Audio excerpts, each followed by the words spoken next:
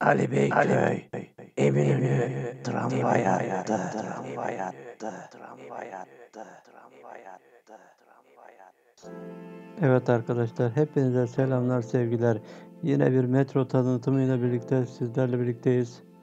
Evet, T5 Eminönü Ali Beyköy tramvay hattı. T harfi tramvay kodları için kullanılıyor. 5'te 5. tramvay, İstanbul'un 5. tramvayı olacak bu yapılan. Eminönü bölgesinden başlayacak hat Haliç sahil boyunca ilerleyerek Ali Beyköy merkezinden Ali Beyköy Cep Otogarı'na kadar ulaşacak şekilde inşa edilecek. Evet, duraklara baktığımızda Ali Beyköy Cep Otogarı, Ali Beyköy Metro, Ali Beyköy Merkez, Üniversite, Silahtar Mahallesi, Eyüp Sultan Devlet Hastanesi, Eyüp Sultan Teleferik, Fesane, Ayvansaray, Balat, Fener, Cibali, Küçükpazar, Eminönü son durak olacak. Eminönü'nden Bağcılar Kabataş hattına da bağlantısı olacak. Hattın entegre çalışacak. Yine entegre çalışacağı diğer hatlar ise şu şekilde: Eyüp Teleferik İstasyonu, Pierre Loti Teleferik hattı ile Ali Beyköy İstasyonu, M7 Kabataş, Mahmut Bey Esenyurt metro hattı ile entegre olacaktır. 10 kilometre mesafede yapılacak. Eminönü'nde yaşayanlar için Ali Beyköy'de yaşayanlar için Eminönü'ne gitmek çok kolay ulaşım olacak. Özellikle Cep Otogarı İstanbul'a Türkiye'den gelen şehirler arası yolcuların gelip de araç bulamadığını düşündüğümüz anlar olmuştur hepimizin. Tramvaya bindiğinde Eminönü'nde kendini bulacak. Oradan Kabataş'tan istediği yere gidebilecek. Yine Mahmut Bey'e kadar gelip Ali Beyköy'den Mahmut Bey'e gidebilirler. Ali Beyköy kırsalında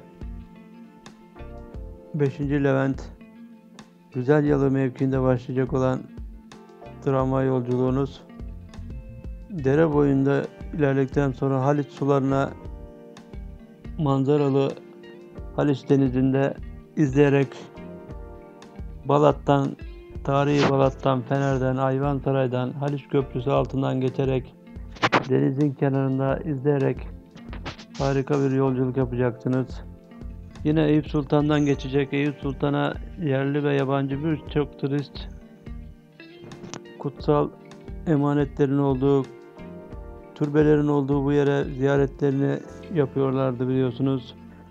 Sürekli orada bir trafik oluşuyordu otobüslerde. Artık o da olmayacak.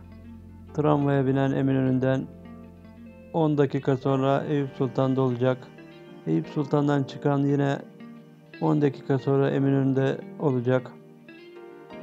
Ali Beyköy'lüler için, Güzelyalılar için, 5. Levent'te oturanlar için ekstra bir kolaylık olacak. Oraların hem otobüs hem de dolmuş bakımından çok fazla seçenekleri yoktu.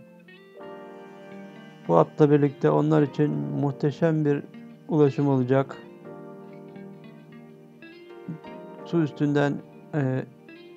Deniz üstünden gitmesi de çok güzel bir avantaj. Ayrıca Eyüp Sultan Hastanesi için üniversiteler, Bizim Alem Üniversitesi gibi birçok üniversitenin olduğu bölgeden geçecek. Tarihi Balat'tan geçecek. Balat'ın kafelerinin önünden geçecek. Ali Beyköy'de başlayacak yolculuğunuz. Yeditepeler Yarımada'nın olduğu tarihi dokuya sizi ulaştıracak. Güzel bir manzaralı bir yolculuk olacak. Yenikapı Hacı Osman metrosunun tam altından geçecek. Yine oraya da bir bağlantınız olacak. Evet, 1 Ocak'ta açılacağı söylendi. 1 Ocak'ta hepsi tamamı açılmayacak. Cibali'ye kadar olan bölüm tamamlanmak üzere. %90'ı bitti. Ondan sonrası Eminönü tarafına şu anda yer düzenlemeleri yapılıyor. Rayları döşenecek yerler düzeltiliyor. Orası biraz engebeli bir yer. Orası için biraz zaman gerekecek. Ancak Ayvansaray, Balat, Cibali önüne kadar hat hazır olacak. Şu anda Ali Beyköy 5. Levent bölgesindeki istasyona Bursa'da yapılan yerli 4 tane tramvay hazır hale getirilmiş durumda. Kurulumları yapılıyor. Ona yakın tramvay açılıştan önce orada hazır olacakmış.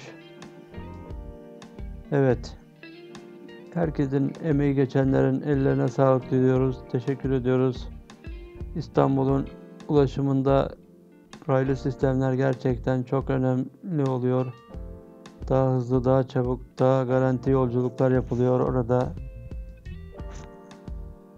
İstanbul Büyükşehir Belediyesi bu hizmeti de bitirip 1 Ocak'ta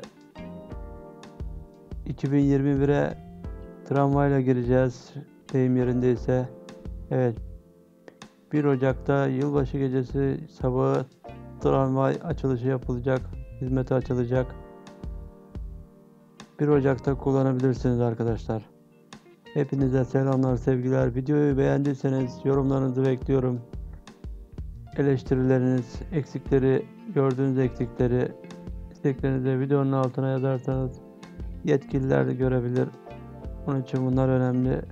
Yorumlarınızı, like'larınızı bekliyorum arkadaşlar. Hepinize selamlar, sevgiler. Hoşça kalın.